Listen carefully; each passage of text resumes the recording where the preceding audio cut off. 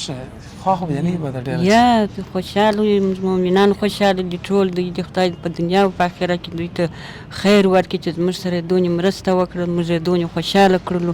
زموږ مؤمنان خوشحاله دي چې دا خوري دغسې دعاوې کوي دوی ته جانې بیبي ته د خدای یوه زنه په دنیا او په آخرت کې ورکړي خیر دې ورکړي چې زموږ سره یې دونې ښه وکړه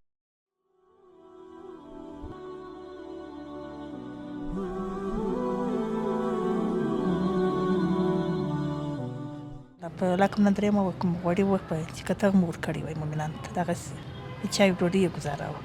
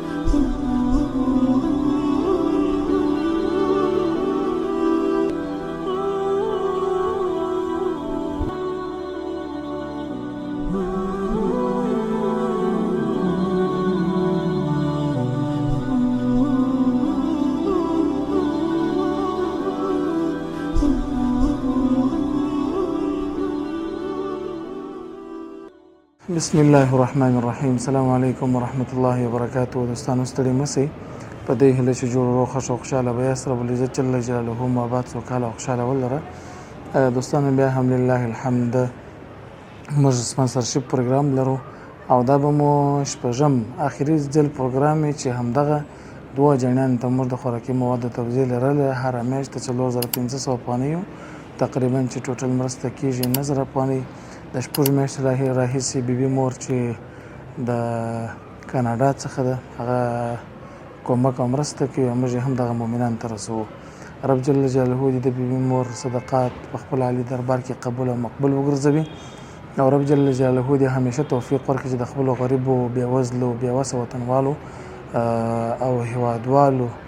سپانسرشپونه جاري وساتي او کومک او مرسته ورسره وکړي او پر ټولو هغو مؤمنانو باندې چې هغوی وس او توان د دې لري چې د یو چا سره کومک وکړي دا غږ دی چې راځي په دغه ژمي کې په سخت حالت کې په اقتصادي غربت کې موږ او تاسو د خپلو غریبو هیوادوالو تر څنګ ودرېږو د هغوی سره مرسته وکړو ان شاء الله العزیز د دې سره به لنډې خبرې لرو او بیا به د رب جل جلاله په توفیق باندې پروګرام ختمو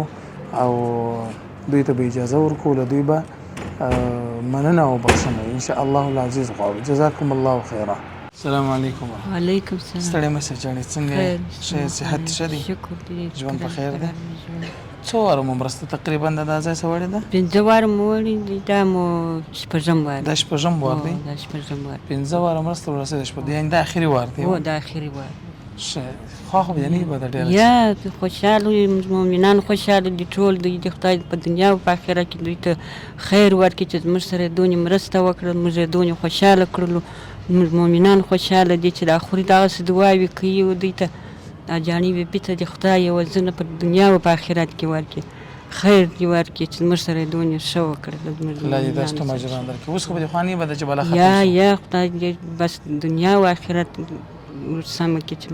موږ سره یې دونې مرسته وکړه موږ یې دونې وسا کړلو بیخي ستړي یو اوس داسې ستړي یو چې اوس دا جمع راغلی دا مؤمنان مو څنګه بس اوس موږ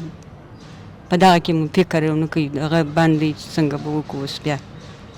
دا مؤمنان مو راته بیخي الله جل جلاله دې تاسو ته اجر درکړي والله که مو یا وړه په کور کې درلودل یا غوړي وه هېڅ شی مو نه و دا اوس خلاص شوي وه ګرده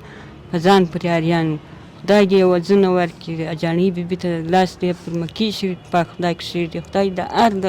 دغه څه تکلیفو څه نجات ورکړي نو خدای دې خیر ورکړي چې زموږ سره یې دونه ښه وکړه الله دې تاسو ته ډېر اجر درکړي خدای مو عزتمن ولره نو دا که بیا ان شاء الله العزیز موږ سره بل چا مرسته او کومک کول موږ به خامخا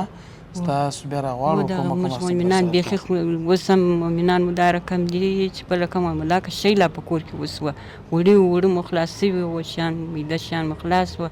باره حاجي صاحب ته مو موږ هغه وویل مال